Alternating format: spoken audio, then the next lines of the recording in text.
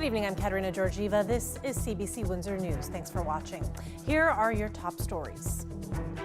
What is the latest with your taxes? We will tell you where things stand with Windsor's proposed hike. Plus, new safety plans are out to help folks in 4 Windsor neighborhoods. We'll tell you which ones. And calling all you dog lovers. We'll tell you about a traveling dog photographer and how he is sharing his love of dogs with the world. Expect a jump in user fees for city services in Windsor next year. That is one way the city is looking at cutting down what's been described as a jaw-dropping preliminary tax increase of nearly 13%. The CBC's Chris Ensing reports. City administration has been able to whittle down what has been a record high proposed tax increase. They now say that number sits at 7.37, but there's still a lot of work to do. And even at the 7.37, which is, 7.4, almost 7.5%, there is no way that they can do that. People are very, very nervous in terms of what the levy's going to be this year. Councillor Joanne Gignac leaning into the work, leading one of 3 budget committees of council, trying to cut down what was originally a 12.9% tax hike. That number included nearly $8 million in new money, requests from city departments for service enhancements. Most of those ideas, which have not been made public yet, are now effectively off the table after a senior administrative review. We always look to improve services, but of course that comes at a cost. We have reduced that now to just over $1 million. So cumulatively, the number is coming down. We'd like to continue to do our review and continue to drop this even further. Cutting back new spending is part of the story. The other, increasing user fees, swimming lessons, building permits, facility rentals, all of that being looked at to make sure what's charged covers the costs and that the price is in line with comparable cities. Those fees are also likely to rise by about 3% to match with inflation. We don't want to put us out of the market where it has the opposite effect. And if you increase a fee, then maybe residents won't want to use the service anymore.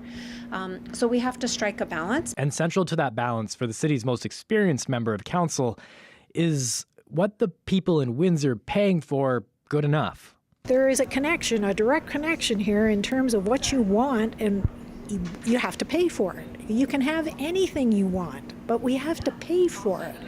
And so a great deal of the annual budget is contractual obligations. We offer services. So what are you willing to cut back a little bit on? Or, are you saying just raise the taxes as high as you want because I want more? That's the bottom line. The budget needs to be finished by Mayor Drew Dilkens before February. His promise is to keep tax increases at or below the rate of inflation. Even this new number is about twice that. Chris Ensing, CBC News, Windsor. New community safety plans are out, focusing on 4 Windsor neighborhoods. The focus is helping with issues like substance use, vandalism, and mental health. It's called SNAP, Substance Supports in Neighborhoods Access Through Police Partnerships. It's a 3-year program created by police, the health unit, and the city. I think it's going to make a significant difference. I mean, we get questions all the time about what am I supposed to do, or how am I supposed to, how am I supposed to address the issues that we're seeing in our neighborhoods. It comes down to really getting to the root cause, right? Really being able to affect change earlier on, and even have knowledge on how to affect people that are later on into that journey in substance use. We strongly believe that through Project SNAP, this is going to be a very important information tool for the community, for the businesses, what to do in what situation and who to call. So that's why it's going to be instrumental in terms of community safety and well-being. That's the way I see it. The community safety plans are posted online for 4 specific postal codes, and those are in the areas of downtown, South Central, South Walkerville, as well as the Walkerville and East Windsor areas. They were selected based on the number of overdose deaths and incidents there. You can look at these neighborhood safety plans by visiting snap.ca, that's ssnapp.ca. And if you think you might have COVID-19 and want to test yourself, you won't be able to get a rapid test kit from Windsor's health unit anymore. They just announced that some of you might still be eligible for a publicly funded test, but you'll need to contact your primary care provider or your local pharmacy to find out if that's you. Health Canada says it's no longer procuring rapid tests en masse, and they won't be replenishing federal inventory after it runs out. Otherwise, rapid tests are still available, just not for free. They're still technically available for purchase at pharmacies, but CBC called a handful of local spots and none of them have the kits, and none knew where to get one. For more, tune into Windsor Morning tomorrow at 7:50 a.m. You'll hear host Amy Dodge try to learn more about what this means, about how we are now dealing with COVID-19. Turning now to an update from the Public School Board for Windsor-Essex. It will no longer let members of the public give impromptu speeches at its meetings. People are still allowed to speak at meetings, however, they must sign up in advance and must address a topic that is on the agenda. The motion passed during the board's meeting last night with one dissenting vote. I'm pretty sure that we're the only board in Ontario that does still have a speakers list. And I think that what we need to do is we need to remember that this is a business meeting that's held in public.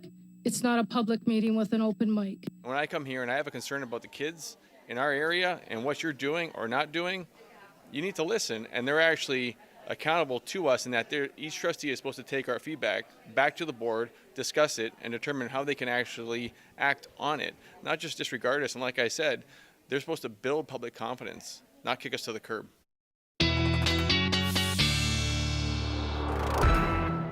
Colette Kennedy joins us now for a look at weather. But Colette, before we actually get to the local forecast, we did talk about that comet, that rare comet from last night.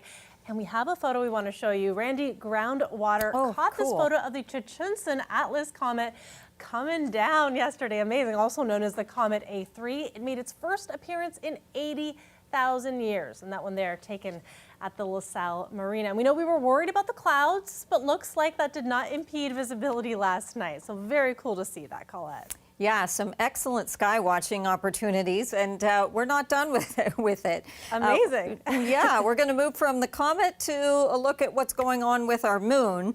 And we talk about supermoons, and what it means is just with the moon and the Earth and the rotation that we have. When you have perigee, okay, that's when the moon is closer to the Earth in terms of its rotation around, and the further distance, apogee, okay? So when it's closer, we get the appearance of the moon as very large, or what we call a supermoon. So we are actually not talking about apogee right now, but perigee. And that helps us out for our viewing tonight with the supermoon. It is going to appear 10 to 15% larger, 30% brighter than normal, but actually this one will be the brightest moon of 2024. It's also known as the Hunter moon, and that's because it is the first full moon that comes around after the harvest full moon. So, whole bunch of information for you. The important thing to know is that tonight is the night, or at least you could see it last night, again tomorrow night, but tonight's really the best viewing for that. Now, you'll need to bundle up a little bit because we do have a frost advisory that is in place. We have some cool temperatures, yes, close to freezing, in some cases slipping just below in the region, and so that's going to allow that patchy frost to develop. So you do want to, any vegetation that you can protect, now's your chance to do that. I want to show you the winds. So these are the current winds sustained. It's more the direction, so check out the red arrows, so more of a northerly flow, because what happens as we now look at the forecast winds and what's going on with these over the next 24 hours, they're going to be flipping around through the day on Thursday to more of a southerly or southwesterly direction. Why is that important? Because it's going to be pushing some milder air in. So our current temperatures, yes, and our daytime highs were a little bit below seasonal. Well, we're going to find some of the heat, okay, maybe not the 31 degrees like Rapid City is getting, but some of that heat that is to the west is going to be pushing eastward. Now, it's causing all kinds of red flag fire weather, dangers to the west. Also, by the way, freeze warnings dipping into the U.S. It's not just us with a frost advisory, but otherwise, a big, strong ridge of high pressure is in place. It is going to be there tomorrow. It's going to be impacting our weather the day after that, and the the day after that, and what you get are just a few little light clouds at times, mostly just clear conditions at night, great sky viewing, and sunshine during the day. So some excellent conditions coming our way. And to go along with that, how about some fabulous temperatures? So Katerina, check it out. We're going on the other side of things and above seasonal for a while. I love it. It does look, again, an amazing forecast ahead. Thanks for that, Colette. You're welcome. Now, the question, what happens to your old bike when you throw it into the garbage? Well, in some cases, it might be getting a second life. For years now, Bike Windsor Essex has been going to the dump every week to rescue bikes from the trash. Our video producer, Mike Evans, stopped by the bike kitchen to learn more. I was just looking at it this morning, and we're at about 650 bikes a year for the last 3 years. So somewhere around 1,900 bikes, which is phenomenal. We have lots of bikes. And what percentage of these came from the dump? I would say about 90%. We do get a lot of people that walk in and just drop off donations directly, which is really helpful. But it's about 90% of these have come from the city of Windsor. What's the most common thing that's wrong with a bike that ends up at the dump? Sometimes it's just flat tires. Sometimes they're beyond repair, and it's obvious kind of right away, but then we can pull parts off of them, or brake levers and derailleurs, and sometimes the wheels are good. So how do you put a price on one of these bikes? kind of two ways. One is how much we have to put into it, and also we understand what their original value was. And we try to not go too high on bikes anyway, because we want to make them affordable. So the hope is we don't have to put too much into them. Sometimes it's tubes, but we have lots of used tubes, so we're pretty fortunate with that. Chains, cables, housing, and just some elbow grease. You'll see when we get there of sort of the the pile that it is. Sometimes you got to kind of rip through the pile and see what's there. But usually at this point of the drive is when the excitement starts.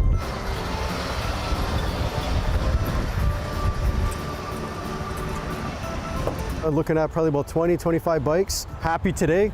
Quite a bit of them are pretty good and worth salvaging. Some are not, which is sort of fairly normal. Actually a good day. I think we got a good pickup today. I can see right away what is salvageable. Even like something like this, it sounds like kind of nerdy to say, but when I see this, I get excited because I see some kid who's just gonna have a lot of fun with this bike.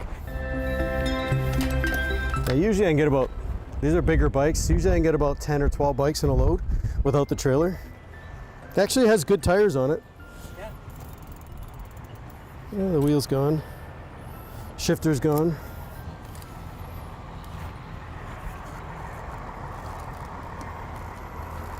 And I'm always assessing, kind of looking at seeing what's going to survive, and there's kind of sometimes just little cues of bikes that you know that, okay, this is good, you know, the tires are going to be saved.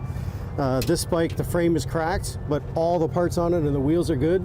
And so I'm just looking at it, just thinking that I know that we have a frame in the shop that everything here is just going to swap over to another bike, and that bike's going to be riding.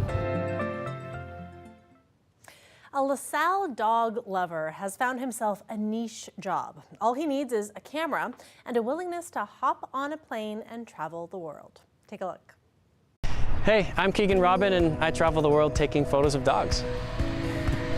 I live kind of everywhere. I lived in Montreal for the past 10 years, and now I travel the world. I've packed everything into storage, and I go wherever I feel like taking photos, finding dogs. I love your dog. Is it okay if I take a photo? Yeah, so cute. What's the best way to describe what you do? Is dog photographer the best description, or? You could say photographer if you want. Photographer. Some people like to say that. He's originally from LaSalle, and we were able to catch up with him while back on home turf. My goal was really to be able to do what I'm doing anywhere in the world without having to set roots too deeply in one place in order to make money.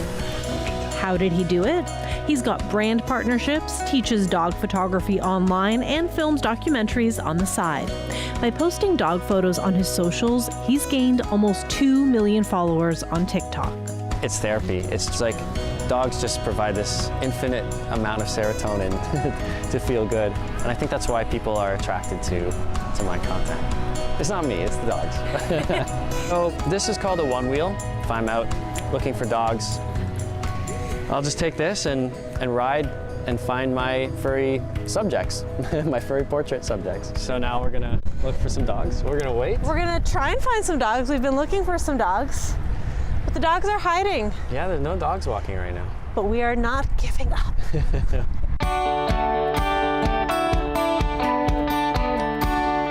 Is that a dog in a carriage?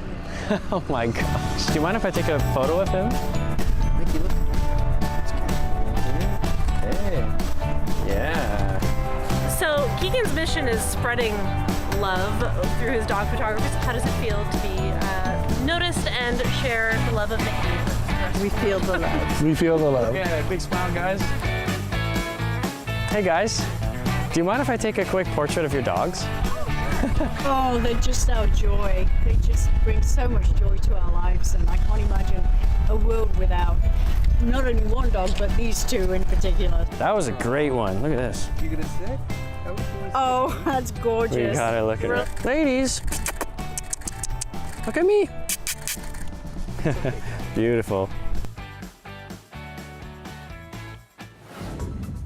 That was so much fun to do with Keegan, and Keegan's actually in Peru right now, so we'll have to wait and see what photos he ends up with dogs in Peru. Looking forward to that. Love looking at that sun setting over our river, and when we come back, we'll have national and international news. Stay with us.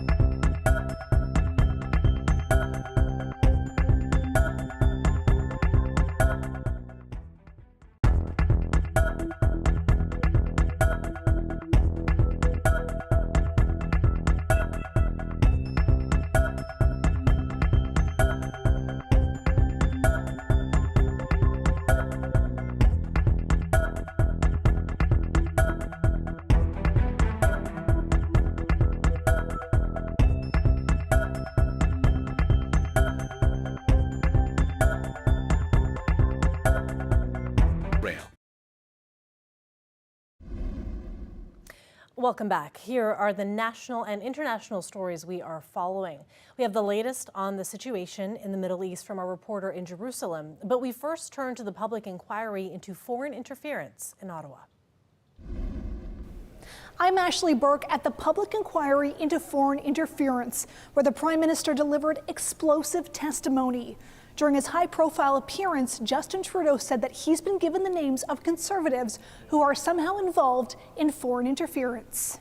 I have the names of a number of parliamentarians, former parliamentarians and/or candidates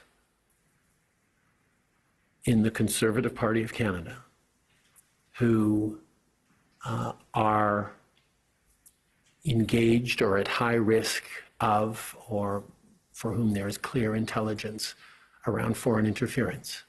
Trudeau told the inquiry that he directed CSIS to warn the Conservatives' leader about it so he could protect his party and members from foreign interference attempts. But Trudeau said that so far, those names haven't been shared. Then came a very political moment. Trudeau blamed Pierre Poilievre. The decision by the leader of the Conservative Party to not get those classified briefings means that nobody in his party, not him, nobody in a position of power knows the names of these individuals and can take appropriate action. The Liberals and the NDP have long called on Poilievre to get the security clearance needed to view classified intelligence, including what's contained in a high-profile report summarizing what Canadian authorities know. I find it troubling that the only federal leader in our country right now that has not gotten security clearance to hear about foreign interference is Pierre Poilievre. In a statement, Poilievre said he doesn't want to take part in secret briefings that restrict what he can say or do with what he's told. He received an unclassified briefing this week with national security and intelligence officials and said his chief of staff has received classified briefings. Poilievre said that at no point have they been told that any current or former Conservative parliamentarian or candidate has knowingly participated in foreign interference. He's now calling on the Prime Minister to publicly release the names and accused him of trying to distract from members of his own caucus, saying that Trudeau should go. Ashley Burke, CBC News, Ottawa. I'm Crystal Gamansing in Jerusalem. Israeli Air Force pilots unleashed a series of bombardments across Lebanon. In the southern community of Nabatea, a series of locations were hit. Israel Defense Forces say dozens of targets of Hezbollah were struck, including deep underground tunnels. The UN Special Coordinator for Lebanon said that she is seeing unprecedented levels of civilian harm across Lebanon, in particular this one location in the south. But we also saw the capital hit today. For the first time in several days, there was a strike in that popular southern suburb said to be a Hezbollah stronghold. U.S. officials have expressed concern about Israeli operations across Lebanon. They've also expressed concerns about what is going on in terms of aid getting into Gaza. And after a letter was written on Sunday to Israeli officials, today, for the first time really in weeks, we saw more aid crossing over to Gaza. Israel's agency that deals with aid heading into Gaza, called COGAT, has reported that yesterday, more than 140 trucks moved across the border, saying 32 of those were picked up by international aid groups.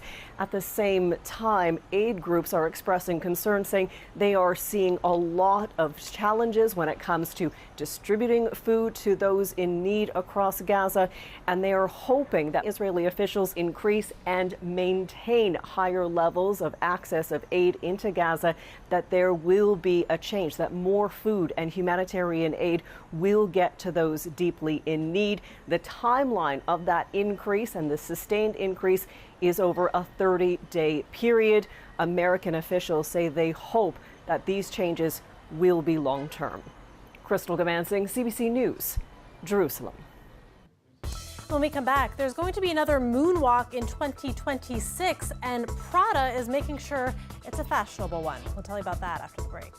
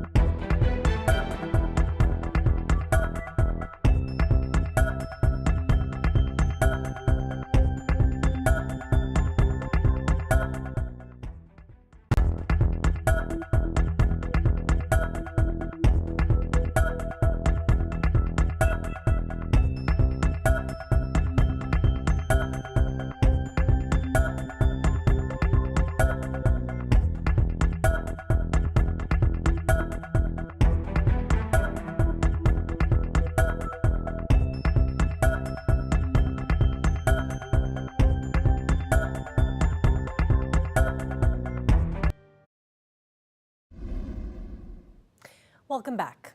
Remembrance Day poppy season is now underway. To officially launch this year's National Poppy Campaign, Mr. Lawrence will present the first symbolic poppy to the Governor General.